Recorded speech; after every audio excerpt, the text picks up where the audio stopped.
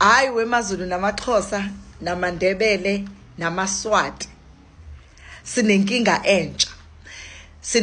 entsha umfana lana uGoyitsimang ubonisa abantu besifazane ukuthi revenge yenziwa kanjani kubantu besilisa.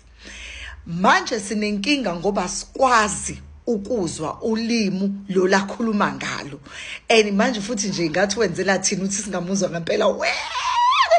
Guys, we are missing out.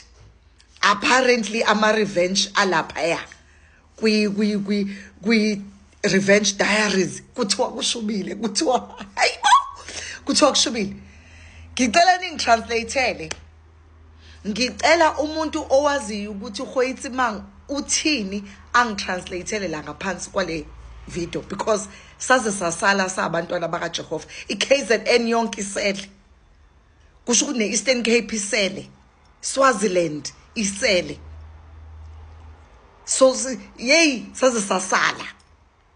Ngicela nisitranslateeni ukuthi kuthiwani laphayana kwi Revenge Diaries, ngoba phela sifuna ukwazi nathi khona nathi sizoba qamingoze ngeqwantwala.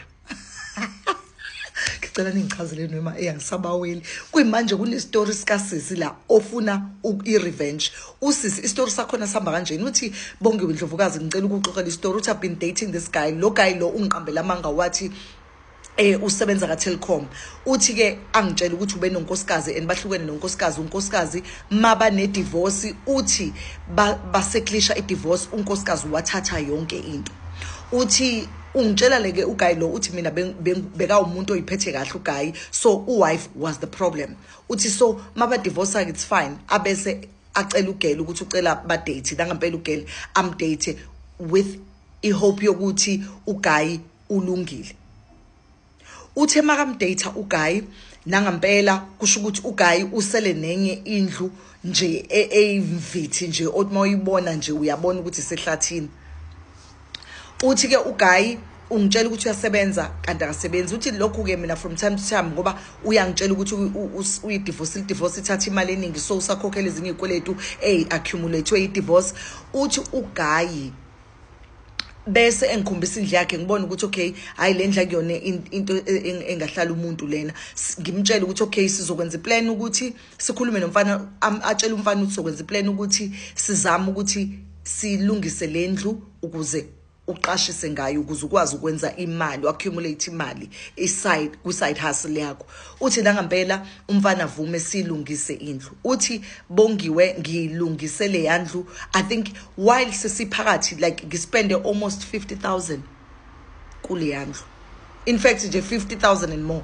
Uthi while ngiphakathi ekulungiseni le yandlu leyana ngiyathola ucingo 6 months later while we are fixing the house. Ngithola ucingo from intombazane iyangitshela ukuthi umuntu wayo but kade bathandana, iyangichazela nje ngichazela into eziningi nje okhombisa ukuthi iyamazi lo mfana. So ngaleyo ndlela kugcine sikufuna ngimshiye kumfana. Uthi Bongiwe angifuni ukumshiya umfana ngingamgilile. Uthi ngifuna ukumshiya sengimgilile. Uthi uyacela ukuthi nimnika ama advice ukuthi uzomenza siphi isilo sengubo ngoba ufuna ukumenza isilo sengubo. Uthi because lo mfana umqambela amanga and only to find out ukuthi uGuy akasebenzi ngisho Telkom kade axoshwa because of alcohol abuse. Uthi so ngiyacela ke ukuthi ningisize ningitshela ukuthi ngimenzeni ngoba I'm not going to just leave him without doing a revenge again. So ngidinga usizo leni ukuthi ningisize ukuthi ngi-revenge kanjani kulo mfana lo. Ngicela ningiphe nama ideas. I'm going to be reading ama comments. Ngiyacela ke ofundile ngale kwa Revenge Diaries axosha boya zophosa la because umngani wethu ufuna ukumenza sakumphendisela la umfana so bahlukene ngaleyo ndlela. Uthi but akekho right because imali yakhe 50,000 rand wonke wakhe and some change ospendeke kule yandlu ezama ukulungisa ecabanga ukuthi ulungisa nendoda abanekusasa nayo kanti indoda imenslim kanti indoda ayisebenzi ngisho ukusebenza unkulukudu.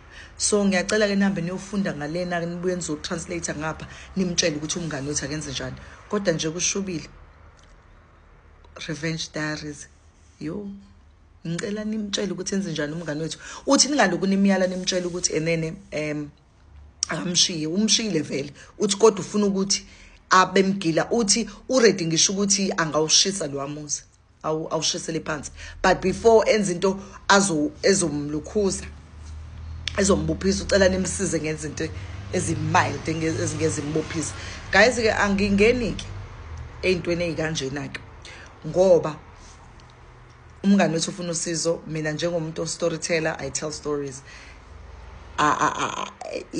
ngithi nje inkantolo angingeni ndawo niyayizwa lonto so ngicela nim advise ngomngane wethu ningangifaki